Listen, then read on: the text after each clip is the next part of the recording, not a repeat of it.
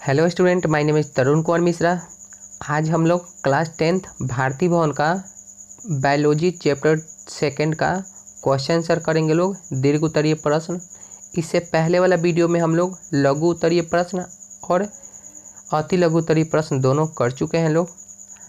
तो आज का फर्स्ट क्वेश्चन देखते हैं लोग। बोल रहे हैं अवयवीय तथा अवयवीय श्वसन में विभेद को स्पष्ट करिए, अंतर को बताना है। तो यहाँ पर है अवयवीय श्वसन की ऑक्सीजन की अनुपस्थिति में होता है। ठीक है। फिर इसका दूसरा पॉइंट क्या है, अवयवीय श्वसन की पूरी क्रिया कोशिका द्रव में होती है। अवयवीय श्वसन में ग्लूकोज का आंशिक ऑक्सीजन में होता है। और इसका पॉइंट क्या है, अवयवीय श्वसन में ऑक्सीजन के पश्चात पायरूवेट एथेनॉल या लैक्टिक अम्ल का निर्माण करता है तथा कार्बन डाइऑक्साइड निकलता है। अवयवीय श्वसन में कम ऊर्जा मुक्त होता है। ठीक है। तो अभी हम लोग अवयवीय श्वसन के बारे में देखे हैं लोग। अब चलते हैं लोग क्या, तो अवयवीय श्वसन के बारे में देखते हैं लोग क्या डिफरेंट होता है। ओके। अवयवीय श्वसन ऑक्सीजन की उपस्थिति में होता है। अवयवीय श्वसन में क्रिया का प्रथम चरण कोशिका द्रव में तथा द्वितीय चरण माइटोकॉन्ड्रिया में होता है। थोड़ा देखिए यहाँ पे मिस राइट हो गया है। द्वितीय चरण माइटोकॉन्ड्रिया में होता है। ठीक है। तीसरा नंबर पॉइंट देखते हैं लोग, अवयवीय श्वसन में ग्लूकोज ऑक्सीजन के पश्चात होता है। चौथा पॉइंट, अवयवीय श्वसन में ग्लूकोज ऑक्सीकरण के पश्चात कार्बन डाइऑक्साइड एवं जल का निर्माण करता है। पांचवा पॉइंट, अवयवीय श्वसन में अधिक ऊर्जा मुक्त होता है। ठीक है। ये डिफरेंट आप लोग देख लिए। अगला क्वेश्चन की तरफ चलते हैं लोग। क्वेश्चन नंबर 2, पायरूवेट के विखंडन के विभिन्न पथ के बारे में लिखें। तो देखते हैं लोग, पायरूवेट के विखंडन के विभिन्न पथ निम्नलिखित होते हैं। पहला, पायरूवेट ऑक्सीजन की अनुपस्थिति में कार्बन डाइऑक्साइड एवं एथेनॉल में परिवर्तित हो जाता है। इस क्रिया को किण्वन कहते हैं जो ईस्ट में होता है। ठीक है। दूसरा पॉइंट क्या है, ऑक्सीजन के अभाव में हमारी मांसपेशियों में पायरूवेट से लैक्टिक अम्ल का निर्माण होता है, जिससे हमारी पेशियाँ कोशिकाओं में अधिक मात्रा में लैक्टिक अम्ल के संचयन से दर्द होने लगता है। बहुत ज़्यादा चलने या दौड़ने के बाद हमारी मांसपेशियों में इसी कारण क्रैम्प पेन होता है। ठीक है। आगे देखते हैं लोग। तीसरा पॉइंट इसका, ऑक्सीजन की उपस्थिति में पायरूवेट का पूर्ण ऑक्सीकरण होता है एवं कार्बन डाइऑक्साइड तथा जल का निर्माण होता है। चूँकि यह क्रिया ऑक्सीजन की उपस्थिति में होता है, अतः इसे अवयवीय श्वसन क्रिया भी कहते हैं। ठीक है। क्वेश्चन नंबर 3, स्थलीय कीटों में श्वसन अंगों की रचना तथा श्वसन विधि का वर्णन करें। ठीक है। तो स्थलीय कीटों में श्वसन अंगों की रचना, तो कि हम लिए हैं लोग एक मच्छर का चित्र। ठीक है। चलिए इसके बारे में देखते हैं लोग। स्थलीय कीटों में श्वसन विधि ट्रेकिया द्वारा श्वसन कीटों में जैसे टिड्डा तथा तिलचट्टा में होता है। इन लोग का श्वसन अंग भी ट्रेकिया द्वारा होता है। ट्रेकिया शरीर के भीतरी स्थित अत्यंत शाखित हवा भरी नलिकाएं हैं जो एक ओर सीधी ऊतकों के संपर्क में होती है तथा दूसरी ओर शरीर की सतह पर श्वसन रंध्र नामक छिद्रों के द्वारा खुलती है। यहाँ ध्यान देने योग्य बात, कीटों में ट्रेकिया के द्वारा श्वसन में गैसों का आदान प्रदान रक्त के माध्यम से नहीं होता है। इसका कारण यह है कि कीटों में रक्त में हीमोग्लोबिन या उसके जैसे रंजक ऑक्सीजन को बांधने की क्षमता नहीं हो पाती है। इसीलिए यहाँ पे श्वसन के माध्यम के लिए ये लोग ट्रेकिया द्वारा श्वसन अंग का क्या करते हैं लोग, अपना काम चलाते हैं लोग श्वसन के लिए। ठीक है। क्वेश्चन नंबर 4, मछली श्वसन अंग की रचना तथा श्वसन विधि का वर्णन करें। ठीक है। तो अब मछली पे देखते हैं लोग। आप लोग को पता चल गया जैसे कि टिड्डा हो गया, कॉकरोच हो गया, ये सब श्वसन लेने के लिए किस क्रिया का उपयोग करते हो, तो ट्रेकिया, ठीक है। और मछली किससे करती है, तो गिल्स, गल्फर के द्वारा अपना सांस लेती है। अब आगे देखते हैं लोग इनके बारे में। तो देखते हैं लोग मछली के श्वसन विधि के बारे में देखते हैं लोग मछली के। तो प्रत्येक मछली में गिल्स 2 समूहों में पाए जाते हैं। गिल्स के प्रत्येक समूह सिर के पासे भाग में आँख के ठीक पीछे स्थित होते हैं। प्रत्येक समूह में कई गिल्स आगे से पीछे की ओर श्रृंखलाबद्ध तरीकों से व्यवस्थित होते हैं। हर गिल्स एक छाती थैली में स्थित होती है जिसे गिल्स कोष्ठ कहते हैं। गिल कोष्ठ एक ओर आहार नाल की ग्रसनली या फेरिक्स में खुलता है तथा दूसरी ओर शरीर की बाहर खुलता है, ठीक है। आगे देखते हैं। मछली में जल की धारा मुख से आहार नाल के फेरिक्स में पहुंचता है। यहाँ जल की धारा में स्थित भोजन फेरिक्स से ग्रसनली में चला जाता है, परंतु जल गिल्स कोष्ठ में जाता है, फिर शरीर से बाहर चला जाता है। इस प्रकार गिल्स लगातार जल के संपर्क में रहते हैं, जिससे जल में घुलनशील ऑक्सीजन गिल्स की रक्त वाहिनियों में स्थित रक्त में चला जाता है तथा रक्त का कार्बन डाइऑक्साइड जल में चला जाता है, ठीक है। अब अगला क्वेश्चन देखते हैं लोग। क्वेश्चन नंबर 5, कीटों में ऑक्सीजन सीधे ऊतकों तक क्यों नहीं पहुंचता है? इस विधि में प्रयुक्त रचनाओं का वर्णन कार्य विधि के साथ करें।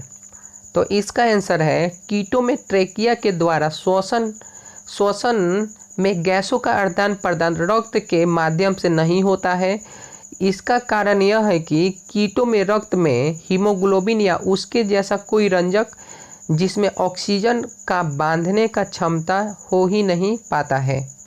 ट्रेकिया शरीर के भीतरी स्थित अत्यंत सांख्यत हवा भरी नलिकाएं हैं जो एक ओर सीधे ऊतकों के संपर्क में होती है तथा दूसरी ओर शरीर की सतह पर श्वसन रंध्रों नामक छिद्रों के द्वारा खुलता है। कीटों जैसे ग्रोसोपर, तिलचट्टा, मक्खी आदि, ठीक है। तो इससे पहले वाला भी क्वेश्चन में हम लोग देखे हैं लोग कि जैसे कि तिलचट्टा हो गया, टीडा हो गया, मक्खी हो गया, तो इन सब के क्या होता है, एल्टीना लगा होता है। एल्टीना के माध्यम से अपना क्या करता है लोग, श्वसन का प्रक्रिया पूरा करता है लोग। क्या होता है वो, ट्रेकिया नामक जो श्वसन अंग होता है इन लोग का, उसी के द्वारा अपना क्या करता है लोग, सांस लेने की प्रक्रिया पूरा करता है लोग, ठीक है। आगे देखते हैं लोग। क्वेश्चन नंबर 6, मनुष्य के श्वसनांग की रचना का वर्णन करें। मीन्स आपको चित्र भी बनाना है और उनके बारे में बताना भी है, ठीक है। तो आपके किताब में बहुत प्यारा सा चित्र दिया हुआ है, आप लोग वहाँ से चित्र उतार लीजिएगा लोग अपने नोट्स में, ठीक है। आइए देखते हैं लोग। मानव के श्वसन अंग का कार्य शुद्ध वायु को शरीर के भीतर भेजना, देखिए यहाँ पे भोजन लिखा हुआ, भेजना तथा अशुद्ध वायु को बाहर निकालना है। इसके प्रमुख भाग होते हैं। उन सब भाग के हम लोग क्या करते हैं, एक एक करके नाम पढ़ते हैं लोग। पहला, नासिका द्वार। नासिका द्वार से वायु शरीर के भीतर प्रवेश करती है। नाक में छोटे छोटे और बारीक बाल होते हैं जिनसे वायु छन जाती है और वायु में उपस्थित धूलकण उसमें स्पर्श करके वहीं रुक जाती है। इस मार्ग में सेलेमा की परत इस कार्य में सहायता करती है। जो चलिए अब आगे देखते हैं लोग दूसरा पॉइंट इसका। अब दूसरा पॉइंट देखते हैं लोग ग्रसनी का। तो ग्रसनी ग्लेंटिस नामक छिद्र से श्वसन नली में खुलती है।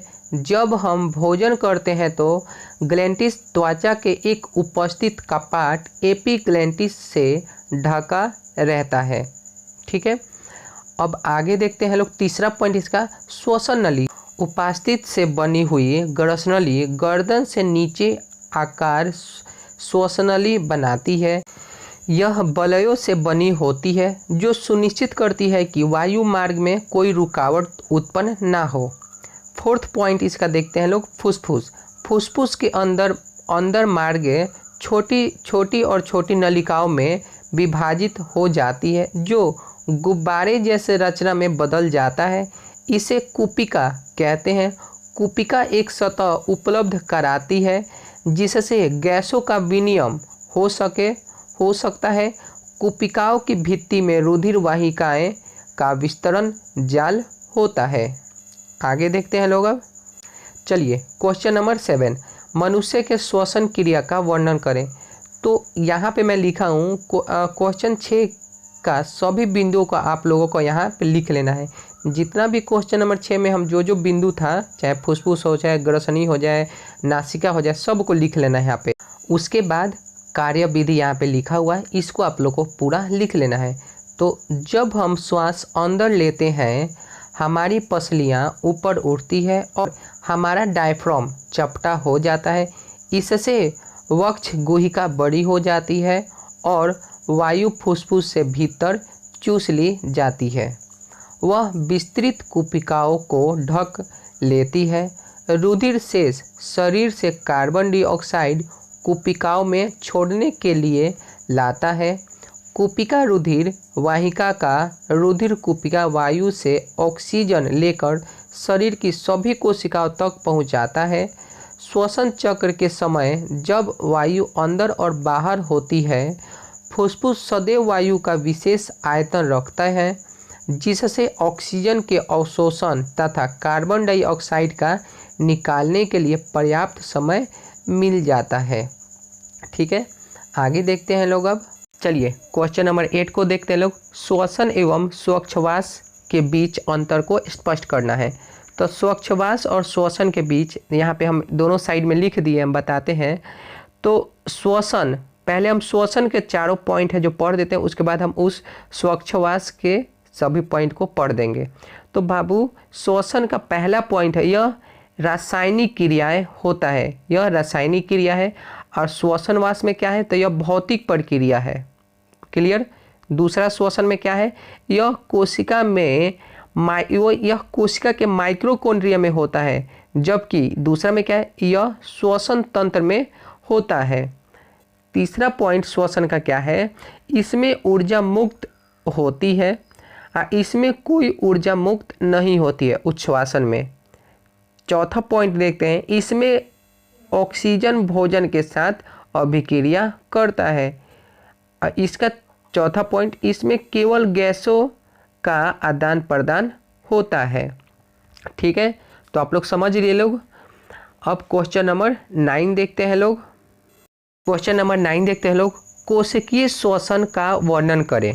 ठीक है, तो उत्तर होगा श्वसन क्रिया में ग्लूकोज अणुओं का ऑक्सीकरण कोशिकाओं में होता है, इसलिए इसे कोशिकीय श्वसन कहते हैं। संपूर्ण कोशिकीय श्वसन की 2 अवस्था होती है। ठीक, पहला नंबर है अवायवीय श्वसन, दूसरा है व्यावीय श्वसन में विभाजित किया गया है। तो पहला नंबर है जैसे अवायवीय श्वसन, यह श्वसन का पहला भाग है जिसके अंतर्गत ग्लूकोज का आंशिक विखंडन ऑक्सीजन की अनुपस्थिति में होता है। इस क्रिया द्वारा एक अणु ग्लूकोज में 2 पाइरूवेट का निर्माण करता है। यह क्रिया कोशिका द्रव में होता है तथा इसका, अब यहाँ पर इसके बाद से कुछ फिगर है आप लोग के किताब में भी दिया हुआ है, उसको आप लोग को जैसे फिगर दिया है, चित्र दिया है, आप लोग को बना लेना है। आप बनाने के बाद यहाँ से वो फिगर के बाद से लिख लेना है। ठीक है, तो आपके सामने ये फिगर है, देख लीजिए लोग।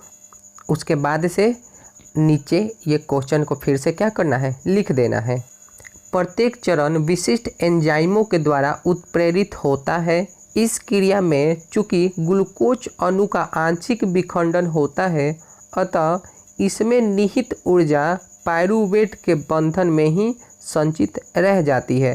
पाइरूवेट के आगे की स्थिति निम्नलिखित 3 प्रकार के कार्य के थोड़ा देखते हैं लोग। तो ए बी सी इनका 3 को कार्य जो है, पाइरूवेट ऑक्सीजन की अनुपस्थिति में एथेनॉल एवं कार्बन डाइऑक्साइड परिवर्तित हो जाता है।